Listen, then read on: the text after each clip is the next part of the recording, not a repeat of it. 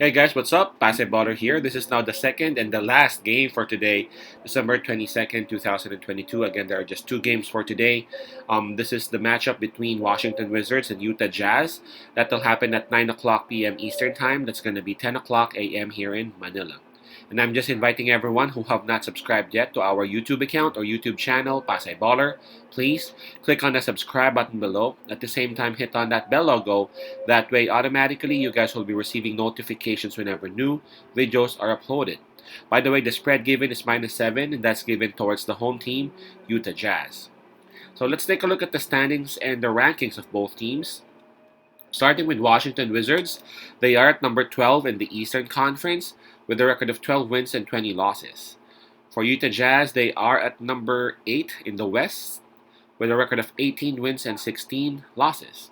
All right, so here we go.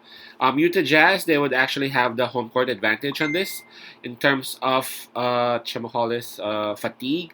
Both teams actually had their rest last night, so we can skip that one. In terms of momentum, both teams are actually coming off wins. But Washington Wizards, they just won after such a long losing slump. Utah Jazz, they have been, they have been a bit consistent, a bit more consistent as compared to Washington Wizards, as they have won 5 out of their last 10. But who knows? Maybe that spark that win was actually the spark that Washington Wizards needed, perhaps to spark. To start a winning streak or something, right? We'll see. All right, so let's go ahead and take a look at the availability of the players and the health of both teams. All right, so for Washington Wizards, Delon Wright is still out. Kristaps Porzingis is listed as questionable because of some illness. For Utah Jazz, Kelly Olynyk is out, and Colin Sexton is listed as questionable due to an injury. All right, so in terms of availability and health, we have to side a little bit with Washington because even though their statuses are the same, Porzingis's status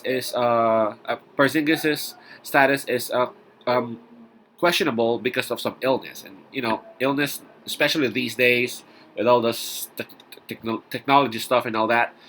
We can get rid of that if we want to, if you know what I'm saying. Unlike injuries, well, we have already improved our ways with injuries, but injuries are injuries, man. Unlike some sort of illnesses, you'll never know tomorrow you're actually okay already, right? So who knows? What I'm simply trying to say is that there's a higher possibility that Porzingis may play.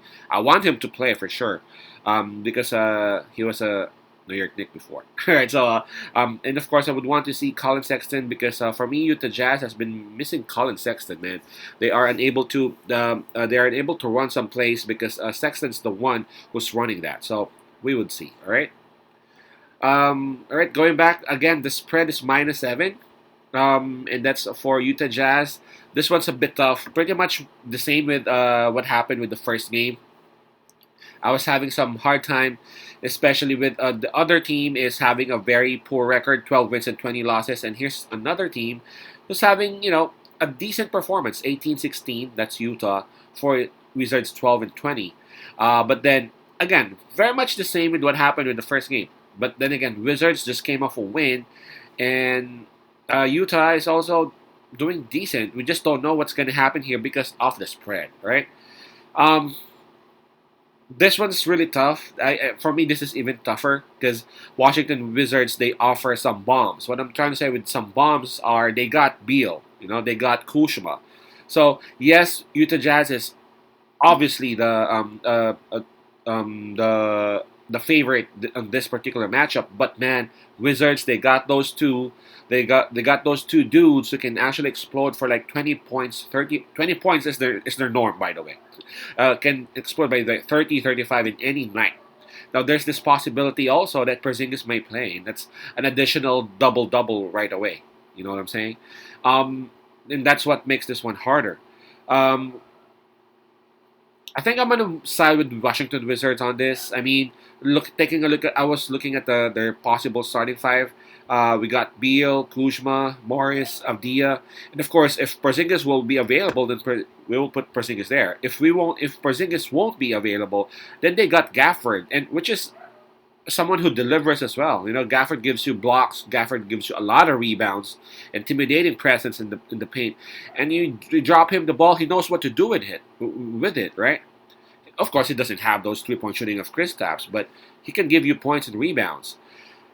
So yeah, this one's um, with Washington Wizards. I'm gonna side with them with the plus. I'm not saying that they will win, but I'm expecting that win that they had a couple of nights ago would actually spark them a little bit. They will that would push them a little bit more than how they were like weeks back. And if ever Kristaps would actually be there, who knows what's gonna happen, right? So I'm gonna side with Washington Wizards in here, and I'm gonna take the +7. I can't believe for both games for today, I'm siding with the underdogs. But yeah, I'm gonna go with Washington +7. That's Wizards +7. Peace out. Pase love and God bless.